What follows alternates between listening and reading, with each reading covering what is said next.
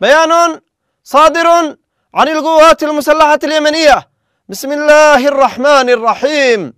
قال تعالى: يا أيها الذين آمنوا إن تنصروا الله ينصركم ويثبت أقدامكم. صدق الله العظيم. انتصارا لمظلومية الشعب الفلسطيني ومجاهديه، وردا على العدوان الأمريكي البريطاني على بلدنا، تمكنت قوات الدفاع الجوي في القوات المسلحة اليمنية بفضل الله تعالى من إسقاط طائرة أمريكية نوع MQ-9، وذلك أثناء قيامها بأعمال عدائية في أجواء محافظة صعدة، وذلك بصاروخ أرض جو محلي الصنع. وتعد هذه الطائرة هي السابعة من نوعها التي تم إسقاطها خلال معركة الفتح الموعود والجهاد المقدس إسنادا لغزة، وضمن المرحلة الرابعة من التصعيد والمتعلقة بمنطقة العمليات البحرية.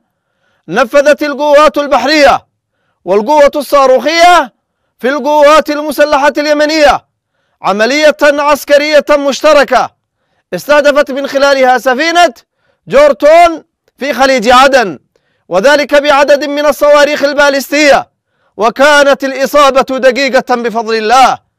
وجاء استهداف السفينة لانتهاك الشركة المالكة لها قرار حظر الدخول إلى موانئ فلسطين المحتلة. تحيي القوات المسلحة اليمنية المقاومة الفلسطينية الباسلة في قطاع غزة على 300 يوم من الصمود ومن البطولة ومن التضحية دفاعا عن الأمة وعزتها وكرامتها وانتصارا لمقدساتها.